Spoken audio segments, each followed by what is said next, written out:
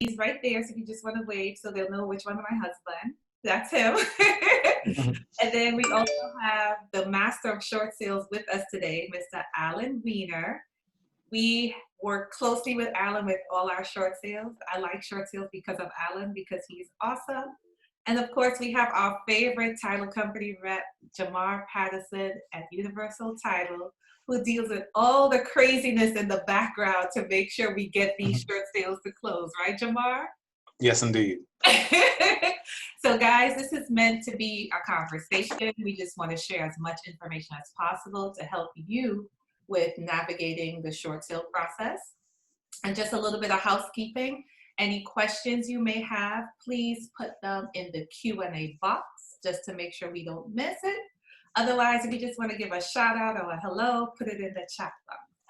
And with that, let's go ahead and get started. Welcome, Alan, the Dan Dada of short sales. I just thought of a new word. He's like, what's that? It means you're the master. That's the Alan term. So, Alan, I'm going to get right into it. Some people don't even know what a short sale is. So you just want to share with us, what is a short sale?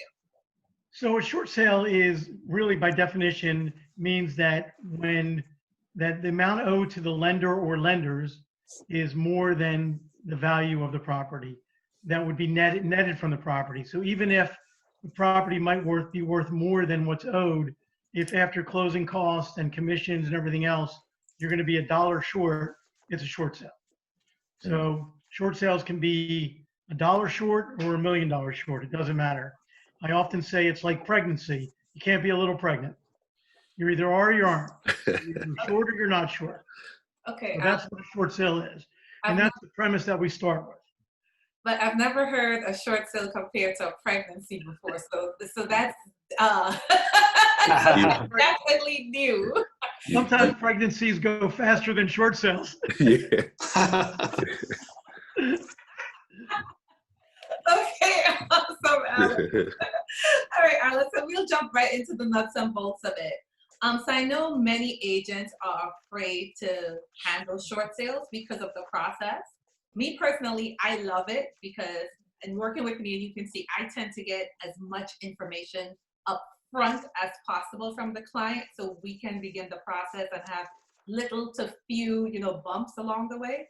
So tell us a little bit, like, what actual information is needed so your client and you can successfully begin the short sale process? Okay, so the key for us is to get involved early. So we want to either get involved right when the agent gets the listing or even before the listing. So if they're going to go in for a listing appointment, we say, let's get me involved early. We can check the title. We can check the status of the foreclosure. And we can see what's going on with the property. We can see who's exactly on title.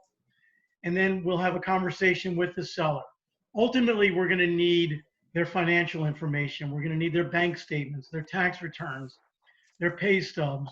We need a hardship letter. And we'll need some other forms that the lender fills out. Our job is to get all that done so you as the real estate agents can focus on selling the property. So you get the listing agreement, we'll work on the financials, and we will submit everything to the bank while you're finding a buyer to the property. As you mentioned, real estate agents, and if you're in Maryland, real estate agents are not supposed to, by definition, allowed to negotiate a short sale. They're allowed to pass on information, but they're not allowed to process or negotiate or do anything other than pass on a bank statement or anything else. So if there's a question asked by the bank, the lender, the real estate agent can't even answer the question. That's what we do. And it's not going to cost anybody any money. Our fees are paid by the bank. So you're still going to get your full commission. The buyer's not going to pay us. The seller's not going to pay us. So we're paid by the bank. So once we know we have a short sale, we know we have a lender that's owed more than the net, we start getting the financial together. Once we have the financials, I'll review it, make sure it's legit, we think it's legitimate, and then we'll submit it to the bank. And then from there, you're looking for a buyer. Awesome.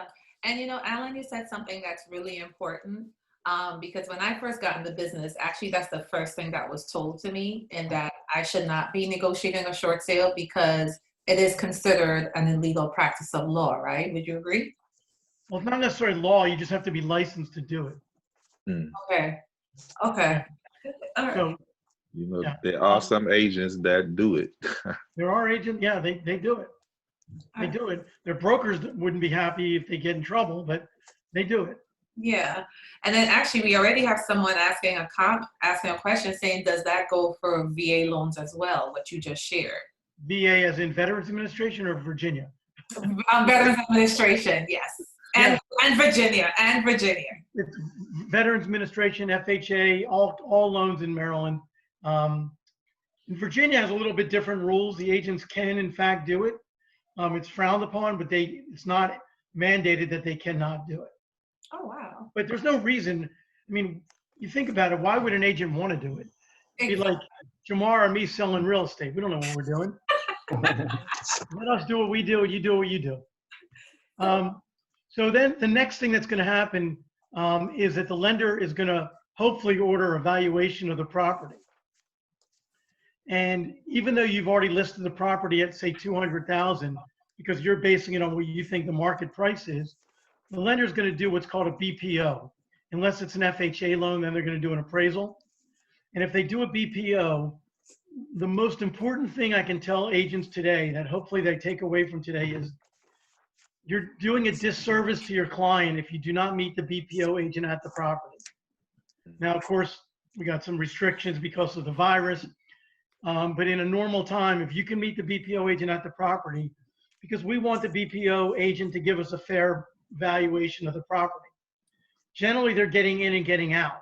So if there's water in the basement or mold in the basement or power lines in the backyard, or God only knows what, I always joke, or if you're in Baltimore City and there's a crack house next door, you need to be able to point that out to them because we need a realistic value. Because if you think it's 200 and a BPO agent from Frederick comes to Montgomery County and gives you a 260 valuation, you and I are going to be stuck fighting for 60 days trying to prove that that valuation is wrong. So you as the listing agent, it's really valuable if you meet the BPO agent at the property and explain to them what's wrong with the property, as opposed to normally you want a higher value, here we want a lower value. Nice. That's a great point. Actually, I never thought about meeting the BPO person physically at the property, but what I will do is I call and send them an email and explain to them what's going on in the property. So I didn't want to come across as being too pushy by actually meeting them. So I'm going to change my tactics. So I thank think you it's for a really that. good idea because, as you know, they're only getting $60, $70, and their goal is to get in and get out. So we want to point to them that, hey, especially if the property's vacant, they are not going to go in the basement and look at mold. I mean, they're not going to look at the deck that's fallen down. They're just going to take 3 pictures, look in the neighborhood, and see what the comps are. And you and I are going to be stuck for a while with that valuation. So if we do get a bad valuation, just let me add something here. If we do get a bad valuation, what we need to do is give comps. We need to show deficiencies in the property. We need to get estimates, and ultimately we may need to get an appraisal done. So Cool. So just something from the buyer side. So that the BPO goes out, the listing agent, I guess this part for you too, LaSalle, looking at it from the buyer side, when the listing agent comes out, they kind of do the comps and put the property on the market based on whatever that value is. And then for the buyer, what does the process look after that? Because we know that I guess the short sale doesn't start until you get a ratified contract on it. But for the buyer, how would that look? Because a lot of times when they look at it, they just like, all right, this house is this price, and they're assuming that they're going to close on it for that price. But if you could just talk a little bit about the process after that. what we look for is, while you're right that the process doesn't start until that the short sale doesn't really begin until there's a contract. We want to begin with the listing. We want to make sure the lender has everything. So as soon as they get the contract, the file is already in motion. So while some agents won't send me a file until they get a contract, the preference is to get a jump on it and get all the documents. So once there's a contract, there's a couple things, and Jamar, you can please help us here. We want to make sure that it's a non-contingent contract. So no, I have to sell my house We don't want to do that. We want to make sure that it's not and or assigns. The buyer is a fixed person that exists or an entity that exists. It can't be an LLC to be formed later on because, I mean, Jamar, you can please tell me what you think. I don't really think that's a binding contract. Well, anytime you put, LLC or assigns, and then you try and enforce that, it means that you're going to be changing the buyer out as a practical matter. And if you change the buyer out to new buyer, that means a new approval letter, a new process. So if you're going to go down that road, I would recommend you don't. I would say just declare your buyer up front once and for all. You can't treat it like your typical investment situation. Right. You'd think that, and I've been on panels with banks in the past, and I've said, well, if we have an approval at $200,000 for Mrs. Jones to be the buyer, and tomorrow Mrs. Jones wants to have her daughter buy it at the same terms, why do we have to start over? And some lenders will say you don't have to completely start over, but we need to take it through the process again. So yes, please make sure you have the right buyer. So non-contingent, not closing in 20 days. We want to make sure that the deposit is a real deposit, not $100, because what you have then is you have investors that are maybe throwing things against the wall to see, we'll put contracts in on 50 properties and see what we get. And you and I are spending 3 months getting this buyer approved, and then they're not even willing to go forward. Want to make sure that you have a pre-approval that is valuable. Some agents that list short sales will say you don't have to use my lender, but I need a pre-approval from my lender to know that this is a real lender. Do you follow that? Does that make sense? Yeah, it makes sense. Okay, I'm not sure everybody does that, but so you want a pre-approval that's good, and you want a buyer that's flexible, because even though they say they want to close in 45 days, I mean, we just don't know. I mean, I generally tell people 60 to 75 days from date of contract. So, some are longer, some are shorter, but 60 to 75 days from date of contract. So Alan, I was going to say, you actually give them a shorter time frame, because I set the expectation of 120 days. Yeah, from 90 to 120. To 120. And usually I set that expectation if there's only one lien on the property. If it's 2 lien, I'm like, it's going to be more than 120. So is your buyer willing to hang in for the long haul? But Alan, talking about that, what do you see is the average time frame for like properties that do have 2 liens? Because I know those are a little bit more challenging than just 1 lien on the property. Sure. Well, a couple of years ago, 3.5 years ago, things changed a little bit. That the law was that most of the lenders agreed in a regulation to give a second lender a certain amount of money. It was $12,000, depending on the terms. But that went by the wayside. So now it's a negotiation. So we're seeing the second lender is getting about $6,000, unless it's a difficult second lender, not one of the traditional ones. They might hold on for more money. But like you said, we work them both at the same time. So we're still seeing 75 to 90 days. That's a good time frame, because the last one I was in, I think I was in there for 8 months, and it still didn't close. Hopefully it wasn't mine. No, it wasn't yours. Definitely wasn't yours. And what I told Donnell is that it actually depends on the listing agent, because some of the challenges that we face if we're working with buyers is if there's a listing agent who has no idea what they're doing, and sometimes they don't realize that they can delay the short sale process, especially if you don't get all the information that is necessary to process it successfully. What we're seeing mostly, most of the delays we have are because the seller doesn't get us what they need on it. That too, yes. That's really it. Yeah. I mean, if we call Mrs. Jones and we say, hey, we need a new bank statement, your most recent bank statement, that's something that she should be able to give us in 24 hours. Sometimes it takes 2 weeks. And we've completely lost 2 weeks. And in the meantime, Bank of America, who had the file right here ready to go and needed a new bank statement, 2 weeks later, the file is back on the bottom of the pile. So that's what we're seeing, so the quicker and the more willing the seller is to work with everybody, the better the deal is going to go. So Alan, I have a doozy for you. Okay. What is the benefit? Like, what is the real benefit other than the legal practice of negotiating a short sale? Like, what is the real benefit of hiring you to negotiate short sales as opposed to me as the agent negotiating it myself?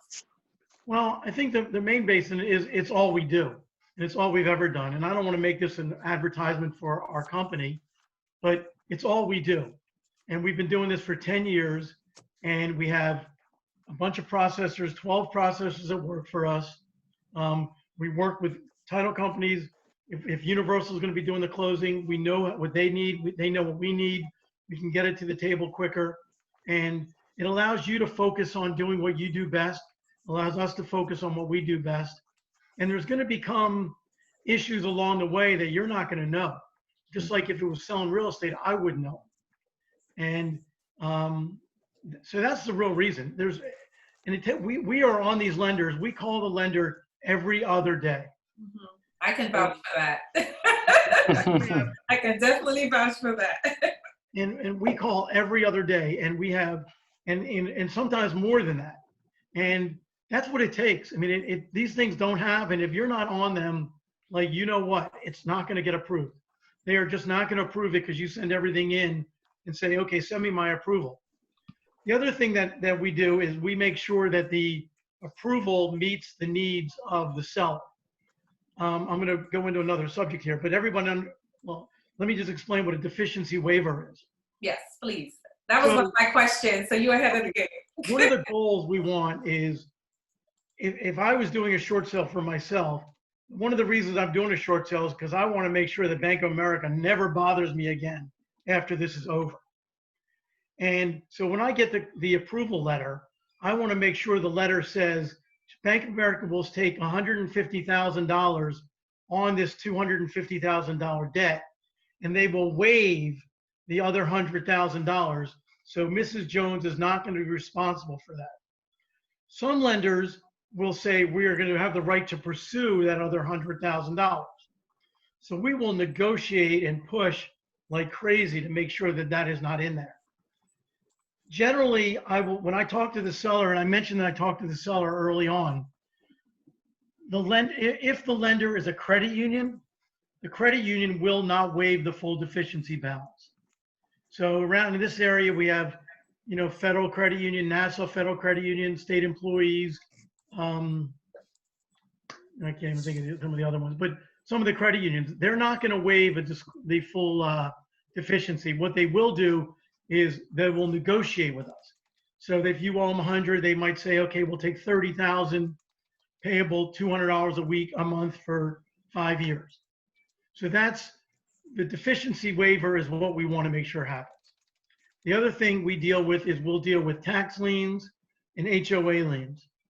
And if anybody's ever dealt with an HOA lien, they are the biggest bear in the world. Mm-hmm. In a foreclosure, they get 3 months, right, Jamar? Yeah. 3 months. But in a short sale, so let me just emphasize, if a bank forecloses, the only thing they're required to do is pay the HOA 3 months. But if we have a 3 years worth of HOA dues in arrears, the short sale lender or the attorney for the HOA is going to say, we want all 3 years. Mm-hmm. And I say, well, if you go to foreclosure, you're only getting 3 months. And they know that the bank would rather do a short sale than do a foreclosure. So they're going to just hold on as long as they can and fight to make sure that they get as much as they can. So we spend a lot of our time negotiating HOA liens. And Alan, just to piggyback on what you said, when I go on listing appointments and I talk to my clients, actually that's definitely one of the questions I bring up to them. I ask them, are you current on your HOA or condo dues or not? And if they're only like 1 or 2 months behind, I actually encourage them. I said, you know what? I understand you're in a financial position where you can't pay your mortgage, but you can definitely pay this $50, $60 a month condo bill. Can you please pay this bill? Because I call HOAs on condos the mafia when it comes to short sale, because I said they will definitely hold up the process. So is that something in practice we should be advising our clients? Like when we meet with them, should we be asking those type of questions? Well, yes. The first thing is the client's always going to say to you, should I pay my mortgage? And on the record, for perpetuity, it's going to be out there. We're never supposed to say don't pay your mortgage. Yeah. Now, I understand you're in a financial position. but given the choice, pay your HOA. If you can only pay one, pay the HOA. Mm-hmm. If you can only pay one. So they should pay the HOA if they can. Now you use the example of a $60 HOA. I mean, there's HOAs that are $400 a month. Yeah, Add up to, right. $5,000 before you know it. Mm-hmm. And in Maryland, there's probably, what would you say, like Jamar, like 3 attorneys that handle all the HOAs? Yeah, it's probably three heavy hitters out there who we constantly deal with on the HOA and the front foot side. And they're like the mafia. I mean, they know they hold the cards, even though they really don't, because if there's a foreclosure, they get wiped out, which they're going to look at here's what the HOA is going to look at. They're going to go, well, you got this tailor-made company making all this money. They can throw in some money. Yes. They do. You're absolutely right. I've had that happen. Yeah, they do. That's the first thing they're going to look at. They're going to say, who's this Keller Williams people making all this money? And they know that you're going to, listen, you're going to say, I'd rather make 2.5% and give up and get it closed than make 0. Yeah, but help our clients, because we're here to help someone out of a bad situation. Right. So yes, I have done that actually. Where I call that, passing the hat around. Yeah, exactly. Somebody throws in a few dollars to make it work. Yeah, I think those would be the 2 questions from the buyer side that I'll ask when dealing with a short sale. 1, are you working with Alan? And 2, are they behind on their HOA dues? So that's your 2 questions. Are you working with Alan? Okay, I like that. I'll be asking all the listing agents. If I can get to, do you mind if I bring up a couple other things? Absolutely, go right ahead. Okay. So people say, listen, I lost my job. My husband left me. Something's happened. Why would I do it? Why do I care? I'm already a year behind. Why do I do a short sale versus a foreclosure? Let the bank have it. Clearly one of the answers is because that's how you and I all get paid. Uh-huh. But the truth of the matter is a short sale is way better for their credit. Mm-hmm. If they ever want a chance of rebuilding their credit within the next 2 to 5 years, a short sale is it versus a foreclosure. The other thing is, in this area, we have a lot of people with government or military clearance. A foreclosure is going to lose that clearance. A short sale will not. So if someone works in the government or military and they have clearance and they get behind and they're in a mess, a foreclosure will probably make them lose their job also, versus a short sale, which will allow them to keep their job and keep their clearance. Mm-hmm. Many of you may have heard, and I don't know, the last time anybody did a short sale, but back in the day, 3-4 years ago, there was relocation money. Relocation money for sellers.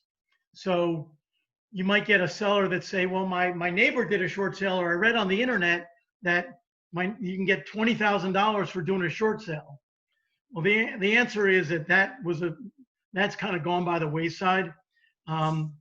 Sometimes we get it, sometimes we don't.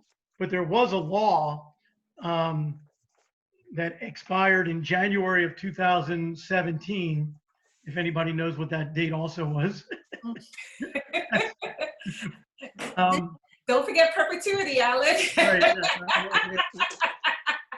As Michael Jordan said, Republicans also buy sneakers. Right? Yeah. But back in January 2017, up until then, under the prior administrations, they were giving $10,000 to people to do a short sale, would get out of the transaction so they can relocate and not be homeless, which was, you think about it, people are selling their house, they've lost their jobs, where are they going to go? So we're solving one problem, but creating another one. So under the Bush and the Obama administrations, they set up a regulation where the banks were giving $10,000 and the government would replace it. That is now by the wayside. we ask for we ask for $10,000 on every deal. We're seeing between 0 and 3. And there's no rhyme or reason to it. Sometimes they give it, sometimes they don't. But that's So what you ask. don't promise it. Don't promise it to anybody. Just say that we will push for it, but there's no guarantee. Mhm.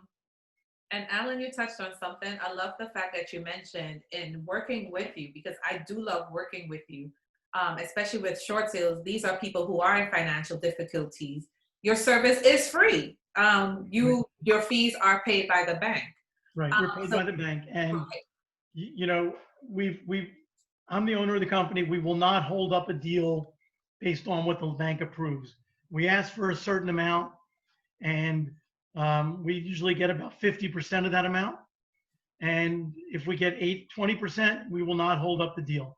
We do a lot of short sales, and we're doing this. We will move on to the next deal. That's how we work. And Alan, you know what? And I'm going to do a shameless plug for you, because the one thing I loved is Alan is actually working one of my short sales, and the other agent is with my brokerage, Keller Williams. So when the lender saw that we were both with the same brokerage, they cut our commission in half. So he came to me and he was like, well, do you want to move forward? And I was like, yes, it's about the client. Let's just get it done. Because I'd already spoken to the agent. And she's like, yeah, it's about the agent, about the client. Let's just get it done. Alan still went back and forth for our commission, which I didn't know about. Yeah, so I really appreciate that, even though the agent and I were like, we're fine, let's just move on. Yeah, so I really appreciate that. Makes me crazy. When banks just for arbitrarily cut commission, just not going to allow it. Yeah, and I appreciate that, Alan. So thank you. So I do want to get to some questions so people won't think we're ignoring them. So one of the questions being asked is, can we as agents reach out to the bank directly instead of the listing agent? I mean, is the buyer's agent? Yes, as the buyer's agent. So I'm assuming they're the buyer's agent. The answer to that is absolutely not. You are not authorized to speak on behalf of the seller. If you're the listing agent and you're authorized, you can speak to the bank, but a buyer's agent cannot speak to the bank. Yeah. I mean, why would a bank give you information on seller when you're representing the buyer? They're not going to give you any information. So the answer is no. Okay. And another question that came in is, do you have to use the seller's original lender if they have to do a short sale? I'm not sure I understand that. Hopefully they'll clarify, but I'm taking it to mean I mean, a lot of times if they're asking if the loan gets sold, we're working with the servicer, whoever's servicing the loan at the current time, if that's what they mean. Probably. Yeah. Yeah, probably that's what they mean. And you know, the other thing that we need to make sure that everyone understands is just being upside down, and I kind of misled you a little bit earlier, just being upside down is not enough. There needs to be some kind of hardship involved. So you just can't be, I bought this house in 2006 and I overpaid for it and my career's taken off and I'm making a lot of money now. And I want to move to a bigger house, but I'm upside down. Can you get me out of it? The answer is no. The answer, you have to have, something's changed in your life.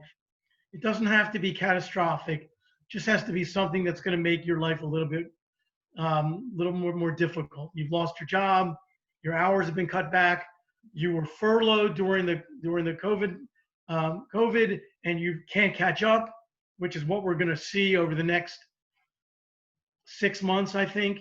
Because remember, just on a little bit of a tangent, anybody that's done a forbearance agreement, the lender's saying, we're not necessarily going to add it to the back end. We're going to talk to you at the end of this and see what we're going to do. We might tell you got to write a check for 4 months. So there needs to be something that's happened or about to happen. You're retiring, your mother's sick and you're moving to Florida to care for your mother, your job's transferring you, something changing in your life. Yeah, it just can't be, I've made a lot of money and I want to buy $1 million house in Potomac. And I want to get rid of this house and I'm upside down. Yeah, because Alan, one of the situations I actually had was my client, the seller, she was in a 3-level townhouse. and she got into a really bad motorcycle accident where she's paralyzed from the neck down. So she can't go up and down stairs. So I was like, yeah, this is serious. Yeah, we could do a short sale. So. Yeah. But Jamar, we have Alan talking. We want to hear from you, the title company. Like, what is your role in this process? Like, how do you support Alan or any other short sale negotiator in successfully, you know, negotiating and closing this type of transaction? Oh, sure. So from the title company perspective, first thing we're looking for on a short sale is the title report. Title report's real important. You want to try and order your title report early before the negotiation really heats up, because oftentimes if a person is in a hardship situation such that they aren't able to pay their mortgage, they're probably not paying a lot of other things too. And those parties have filed liens and judgments on the properties. And if that's the case, we want to give the short sale negotiator a chance to negotiate with those other lien holders as well. We don't want to wait to the end, wait till the bank has agreed to terms, everything is ready to roll, and then say, hey, there's these liens that also have to be paid as well. So definitely first thing you want to do is get in early and take the title report and negotiate with the other lien holders that are out there. Yeah. And Jamar, that's one of the things I love about working with you guys is because you do pull the title report up front. So we can know what's ahead, everyone be on the same page, know that, okay, we have all these on file and we need to get this taken care of sooner rather than later. Because sometimes liens can be very difficult when it comes down to the end, right? Exactly, yeah, the lien holders, you know, some are easier than others, but like Alan said, some see it as an opportunity to get, you know, a decent payout, you know, by holding up the process. So you want to get in touch with them early and try and strike a deal. Another thing we're looking for from the title perspective is we're checking the foreclosure status. A lot of times with short sales, the borrower hasn't made a payment in quite some time, so the foreclosure process might have started. And if that's the case, we want to make sure that the short sale is approved and the deal closes before the sale date. A lot of times you're up against the clock because the foreclosure and the short sale negotiation is happening simultaneously. Whoever finishes first wins. If you get to the foreclosure sale date comes and, you know, we can't close, it's the property's being auctioned. So we have to keep an eye on that. The short sale foreclosure date is, if the foreclosure sale date is approaching, we're gonna see if we can get an extension on the sale date. Say, hey, we got a short sale going. Can you give us some more time? Give us an extra month.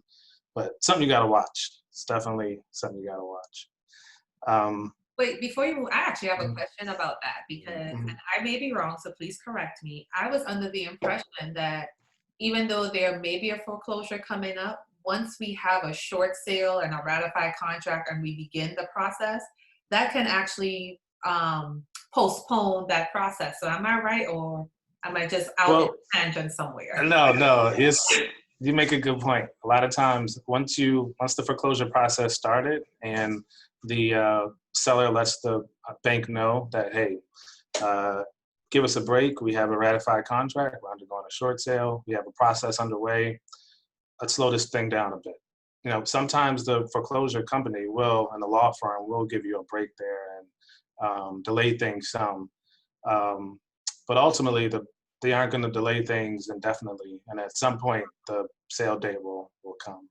So is this where you and Alan kind of jump in and strong arm the bank in the background to give us that time? Is that what happens, Alan? Would you agree? Well, what we try to do is, as I'd like to describe it, as Jamar just said, we just say, hopefully the bank and the law firm will take their foot off the pedal.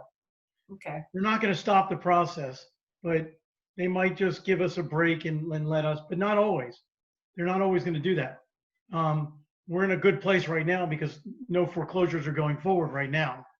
But, and which leads to another point, how close to a foreclosure and auction can we start a short sale?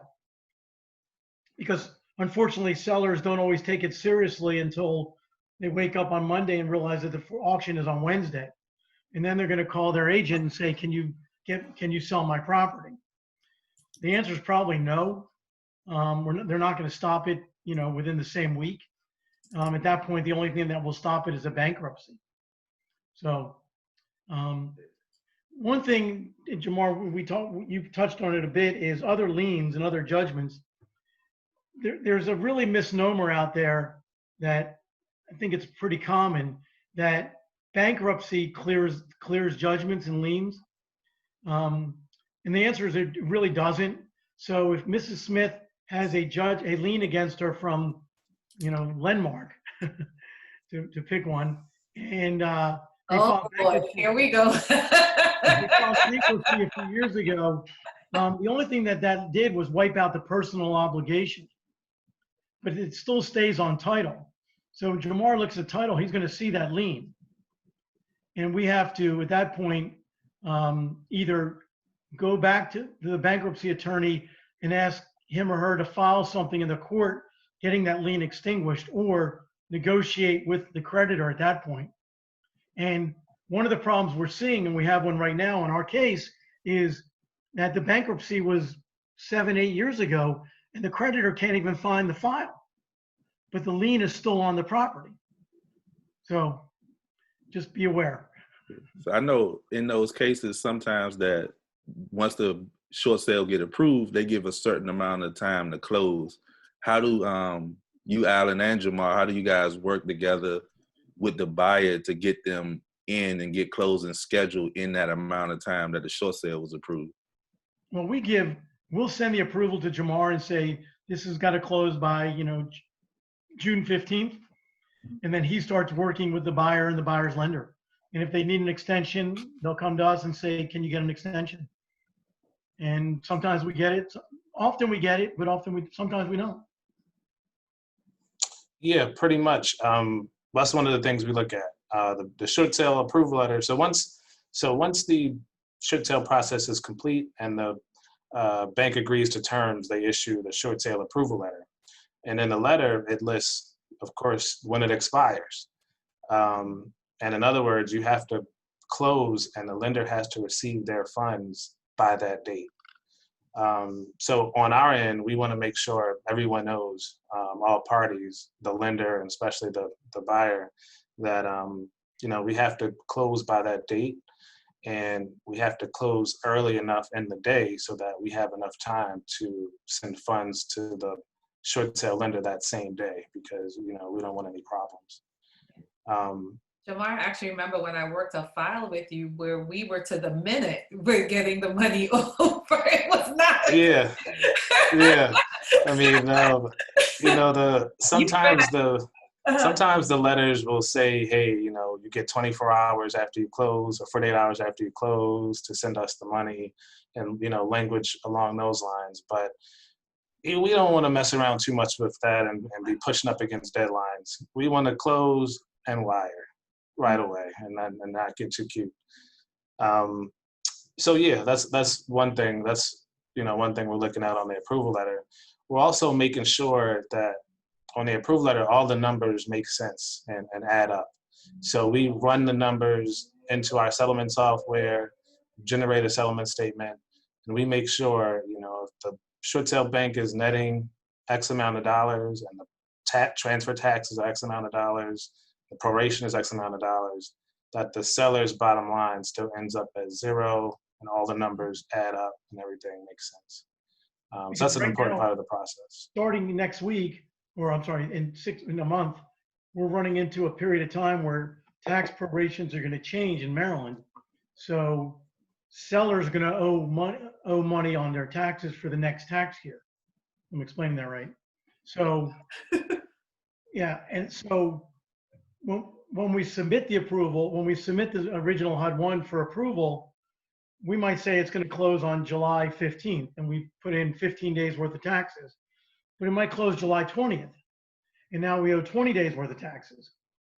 So we hope the bank will give you a little respite for those 5 days and say just reduce the net proceeds by 5 days, but they may not. They might say seller needs to come up with money, someone else needs to come up with the money. So that's the kind of stuff that happens between July 1st and September 30th in Maryland. And then, Jamar, I know another thing that you do, and Alan touched on it earlier, was the deficiency waiver. Because this was before we met Alan, people, so this is not Alan's issue. But I know I had gotten a short sale approved, and there wasn't a deficiency waiver in there. And Jamar, you actually caught that when the approval letter came through and sent it back to the company I was working with at the time.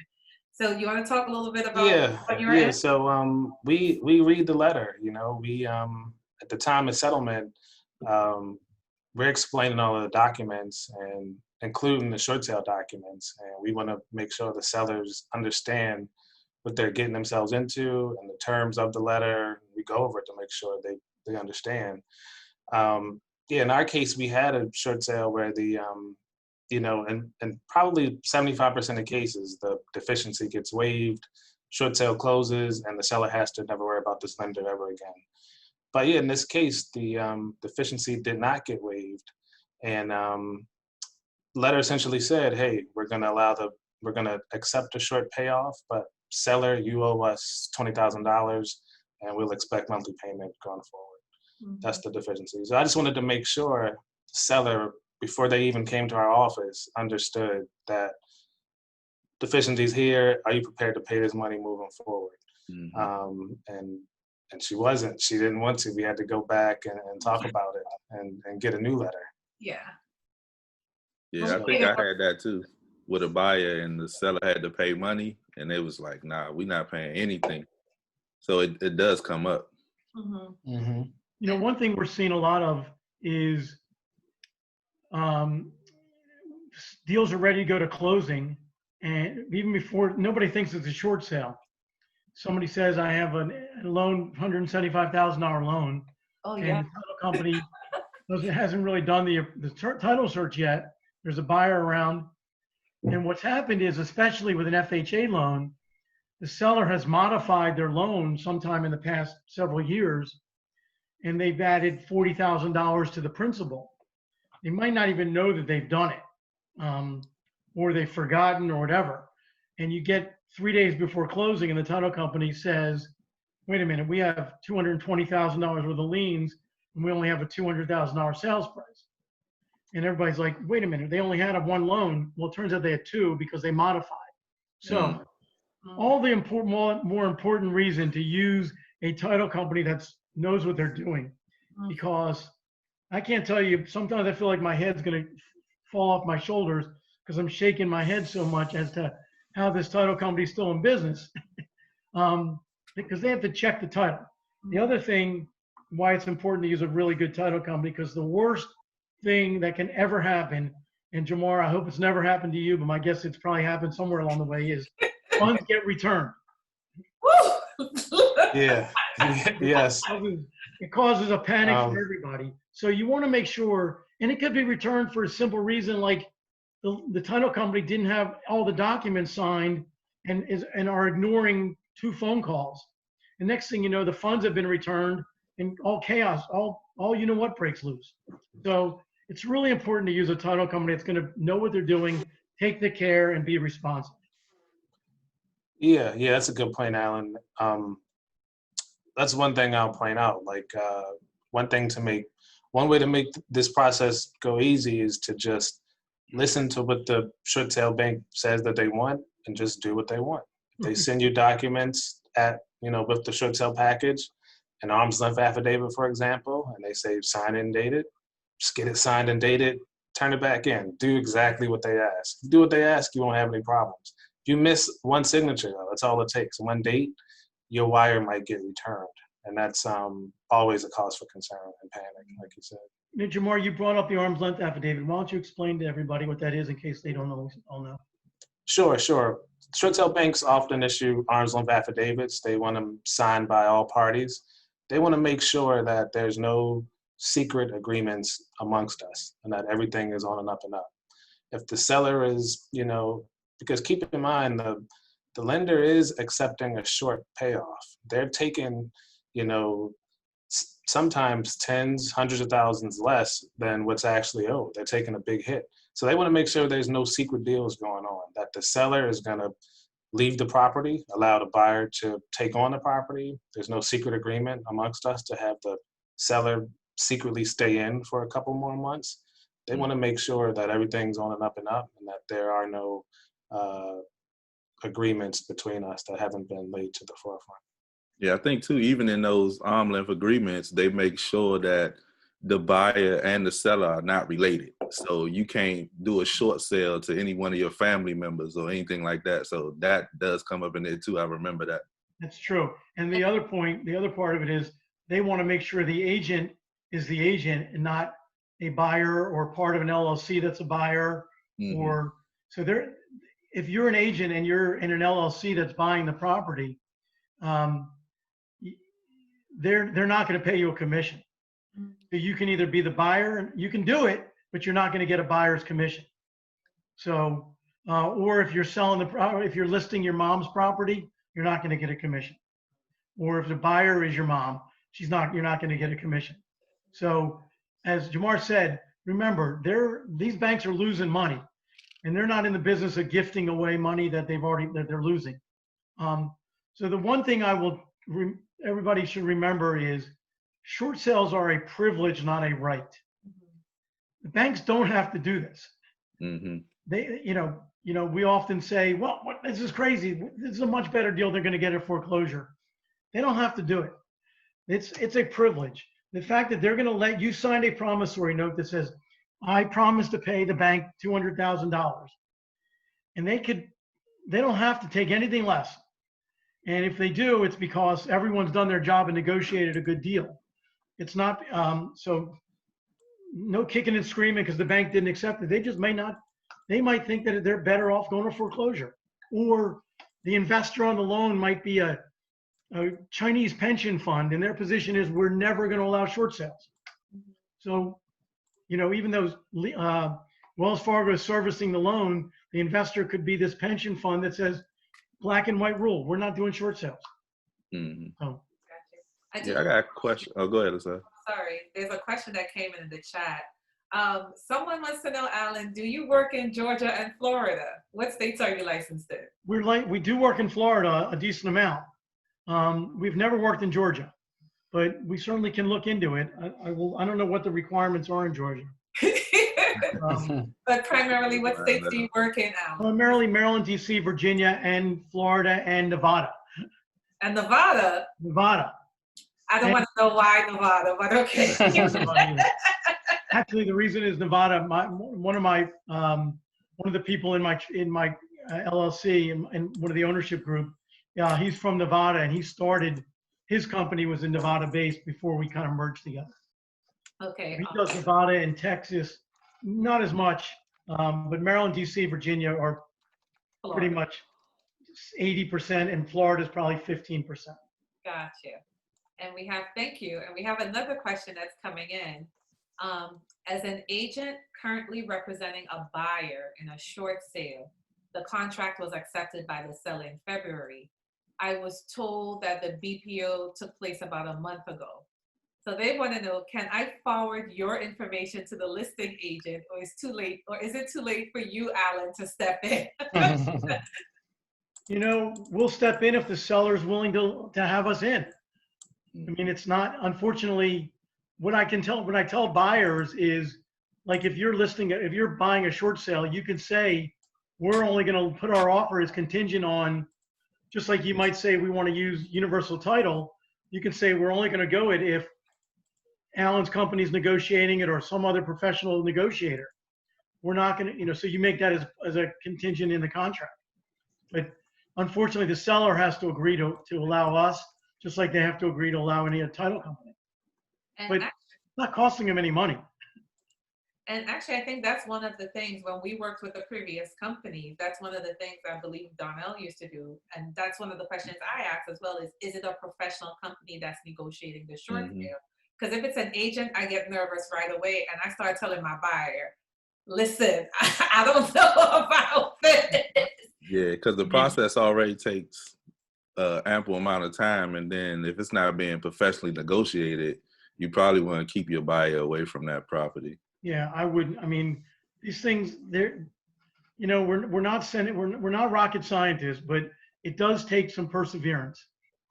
And And then you need to, there's going to be curves, and you need to know how to deal with the bumps and the curves. So I don't want to make it sound like we're splitting the atom here, but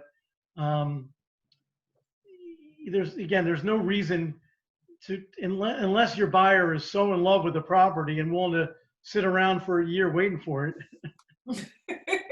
Yeah, Right.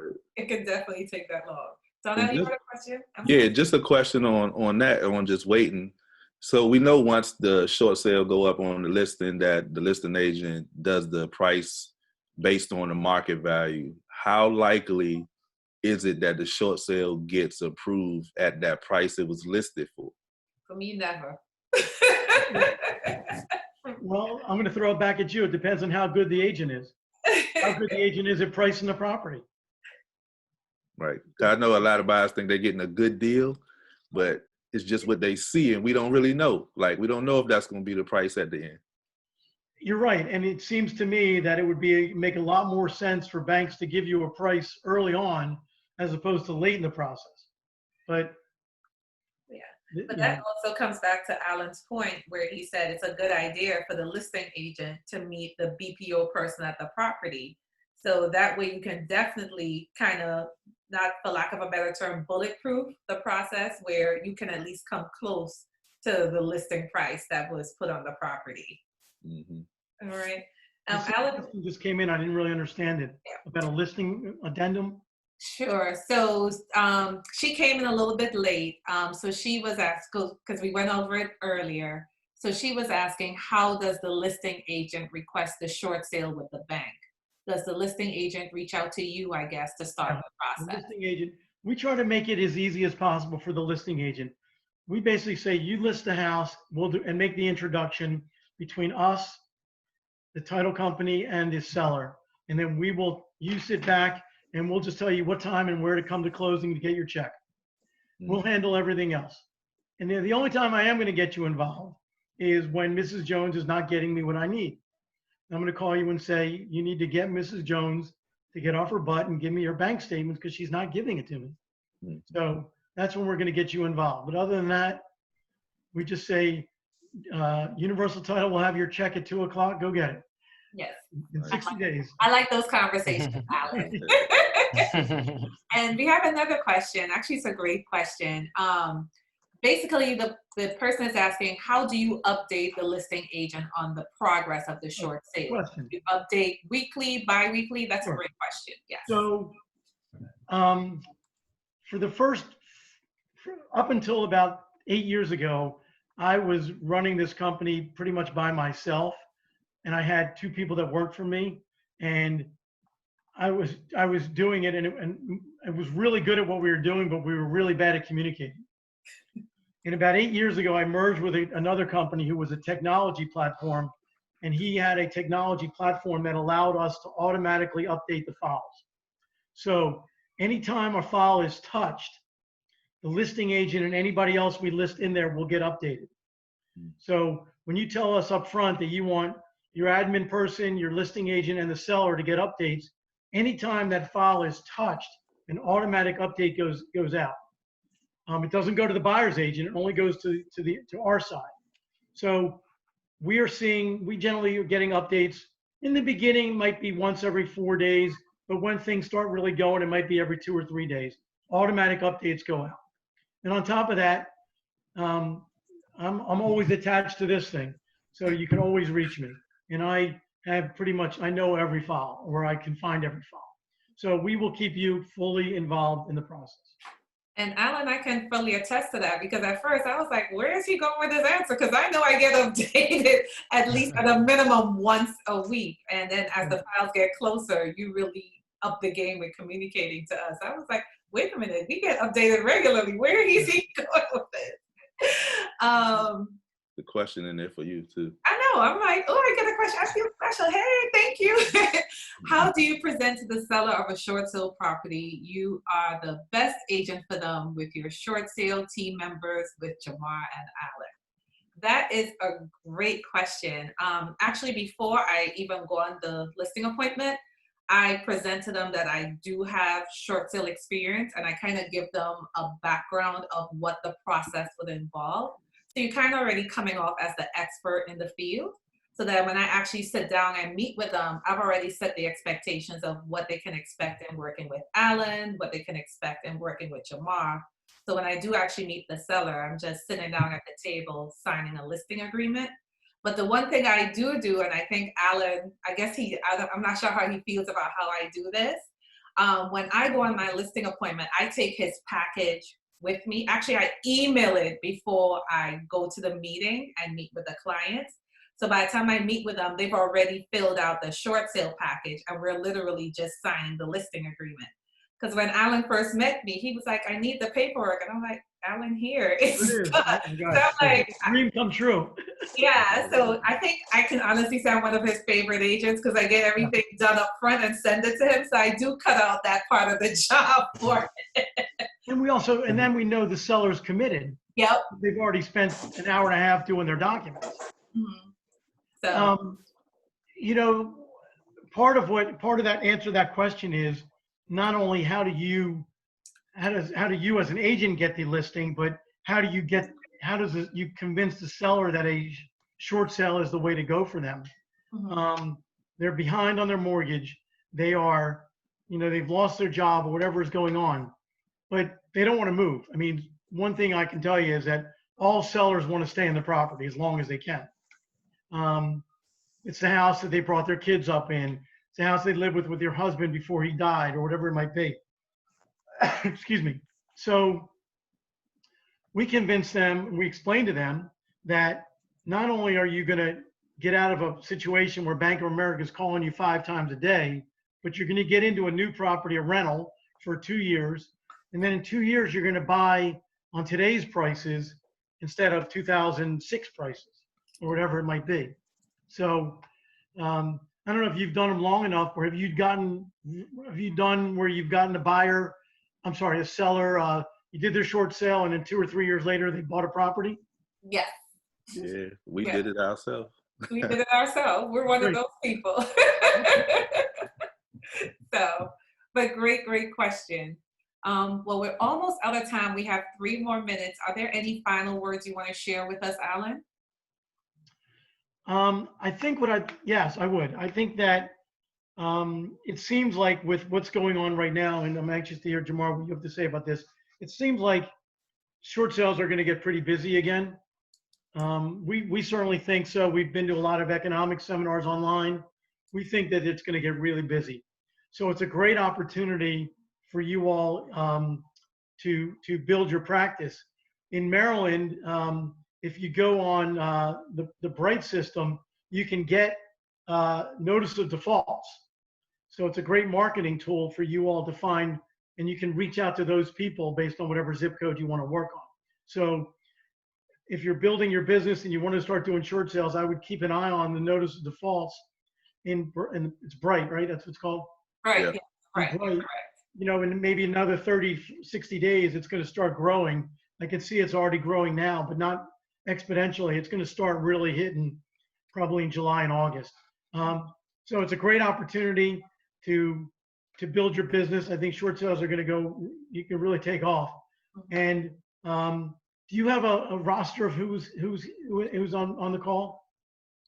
Yes, we can definitely send that information out. And as you said that, Alan, do you mind sharing your information really quickly? Because we're having requests for your information. I'll Sure. also follow up with email that. Is my email is awein555@gmail.com. So if you drop me an email, awein555@gmail, I will answer your questions, give you my information, and be a resource for you. And whether you're in a state that we work with or not, I'd love to be working with you and help you out. And what about a phone number real quick, Alan? Give us a quick phone number that we can reach you on. Perpetuity? Oh, no. I'm going to give you the office, 301-362-5900. 301-362-5900. Now, Jamar, you got to do the same. Yes, Jamar, you want to share your information? Sure. Final thoughts. Yeah, Alan, I do agree with you. Sadly, due to some of the economic hardships out there, we might see short sales really make a big comeback within the next few months toward, and also the end of the year. So we want to deal with someone that has some experience in working with them. I think we all here do. And then last, I do want to, we touched on it a couple of times, but definitely discourage real estate agents from trying to negotiate the short sales themselves. You know, aside from being illegal, of course, we find that they don't do a very good job of it, and it just results in a very painful process for everyone involved. And they put their clients in jeopardy. Yes, absolutely.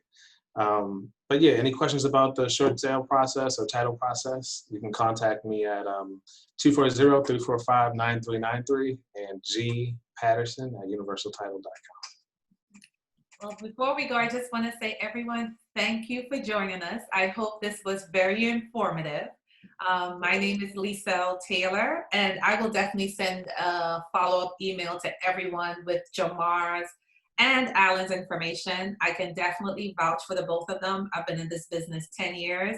I love doing short sales, and Alan is the dandada. I'll say it again, the master. I love it. And Jamar, I drive him crazy, but he always has my clients back. So I truly appreciate, and I love doing business with him. So once again, everyone, I'll send out an email with everyone's information. Thank you so much for your time. And if you have any follow-up questions, please feel free to respond to the email that's sent out. And we hope we've been a great resource of information for you today.